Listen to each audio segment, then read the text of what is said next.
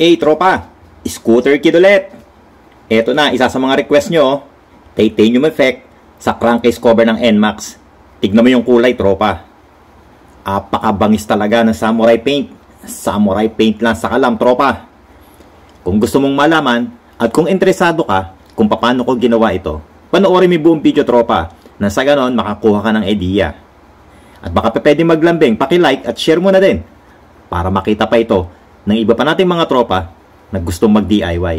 Alright, tara tropa, simulan na natin. Let's go!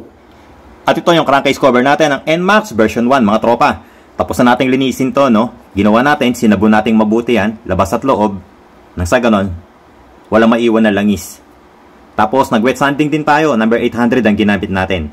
Ngayon, magbubuga tayo ng primer mga tropa. Meron tayo dito, 2K04 Epoxy Surfacer. I-activate muna natin to. Ipupush lang natin itong red cap. Once na naglalaro na, napupush na, ibig sabihin, na-activate na yung hardener niya mga tropa. Wala ka nang gagawin dyan, kundi i-shake lang ng mabuti yan. I-shake lang natin ng gusto, nang sa ganon, maghalo ng gusto yung hardener at yung pintura. So ngayon, good to go. Binubugahan na natin ng primer. Ulit ang ginagamit natin, 2K04 Epoxy Surfacer. At ipapaalala ko lang mga tropa, no, kapag gagamit ng 2K series ng samurai paint, once activated, dapat gamitin mo yan within 6 hours. Kaya I suggest, yung mga pipinturahan mo, ibasta mo ng lahat. Nang sa ganon, ma-maximize mo yung gamit ng 2K mo. At pinatuyo natin mabuti yung primer na ibinuga natin. Tapos nagliha tayo, number 800. Pwedeng wet sanding, pwedeng dry sanding. Depende sa inyo.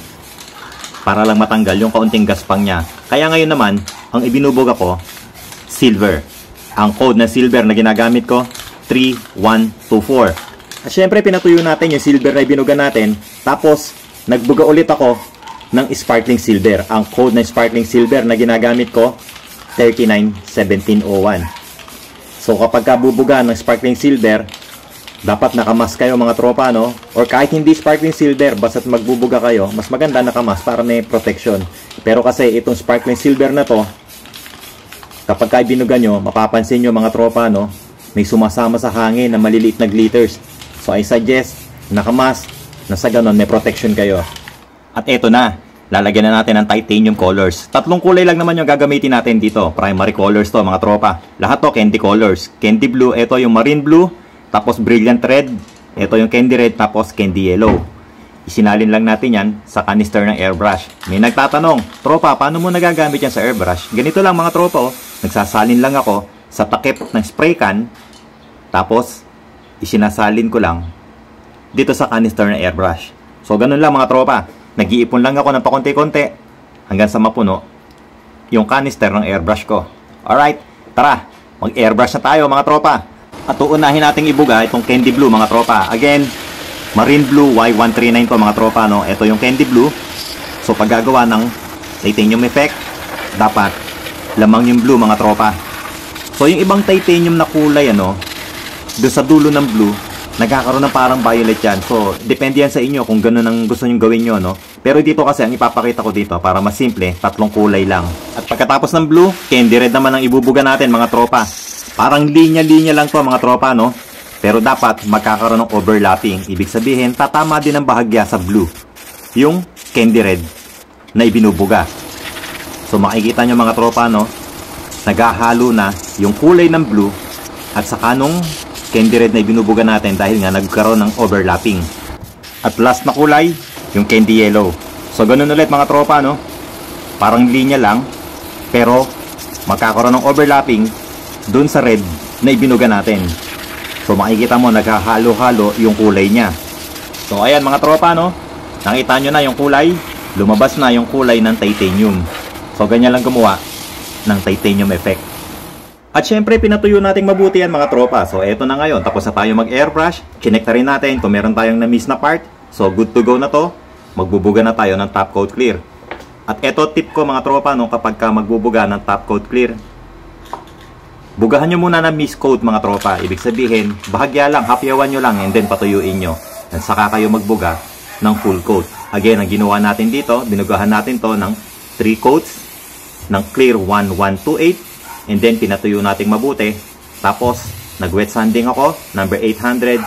At ngayon, ang ibinubuga ko, ito na yung finishing mga tropa. So last coat na to. Ang ginagawa natin dito, katulad ng ginagawa natin sa mga una nating projects, ito yung wet application. And mga tropa, no, pwede rin kayong gumamit ng clear, yung K1K or yung 2K01 na top coat clear. Depende sa inyo.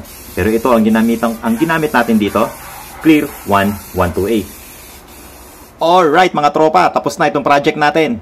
So tignan nyo yung titanium effect natin. Ang ganda ng kulay, di ba? Ang bangis na samurai paint. So, ayan mga tropa, no? Sana nagustuhan nyo itong vlog na to. Sana nakakuha na naman kayo ng idea kung paano gumawa ng titanium effect. So, doon sa mga nagtatanong, no? Paano kung walang airbrush? So, tropa, airbrush, mini spray gun, at kahit yung mga spray gun na malaki pa pwedeng gamitin. Yun nga lang, hindi talaga kaya to nung rekta na spray can.